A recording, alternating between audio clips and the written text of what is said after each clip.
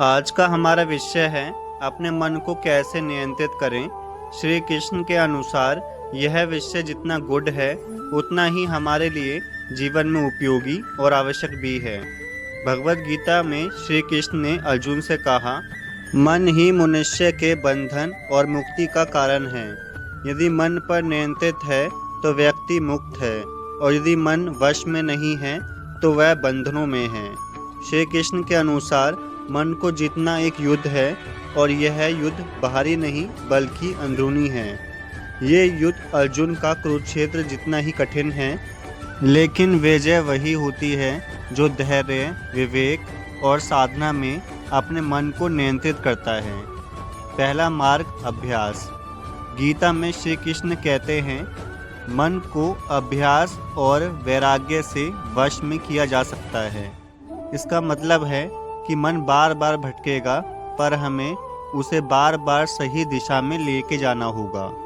ध्यान, योग और सकारात्मक चिंता अभ्यास के रूप हैं। दूसरा मार्ग, वैराग्य। वैराग्य का अर्थ है कि हमें अपने कर्मों के फल से आसक्त ना रहें। जब हम काम निष्काम भाव से करते हैं, बिना फल की चिंता किए, तो मन शांत होता है। जैसे श्री कृष्ण ने अर्जुन से कहा, तुम्हारा अधिकार केवल कर्म करना है, फल पर नहीं। तीसरा मार्ग, इंद्रियों पर संयम। श्री कृष्ण कहते हैं कि मन वही चाहता है जो इंद्रियां दिखाती हैं। अगर इंद्रियों पर संयम नहीं है तो मन भी अस्थिर नहीं रहेगा। इसलिए हमें अपने आँखों, कानों और वाणी पर नियंत्रित रखना चाहिए। संयम से मन धीरे धीरे शांत होता है। चौथा मार्ग, संग का प्रभाव। कृष्ण बार बार कहते हैं कि संग का बहुत बड़ा प्रभाव होता है। अगर हम सज्जनों की संगति में रहते हैं, संगत में जीते हैं, तो मन भी सकारात्मक रहता है।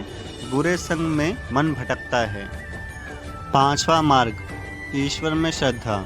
सबसे महत्वपूर्ण मन को नियंत्रित करने के लिए हमें श्री कृष्ण में श्रद्धा रखनी होगी। जब हम हर स्थिति में ये मानते हैं कि सब कुछ भगवान की इच्छा से हो रहा है, तो हमारा मन चिंता से मुक्त हो जाता है। अंत में यही कहूँगा कि मन को वश में करना सरल नहीं है, पर श्री कृष्ण ने रास्ता दिखाया है। अभ्यास, वैराग्य, संयम, संगति और ईश्वर में विश्वास, ये 5 आधार हमारे मन को शांत और नियंत्रित कर सकते हैं। जय श्री कृष्ण।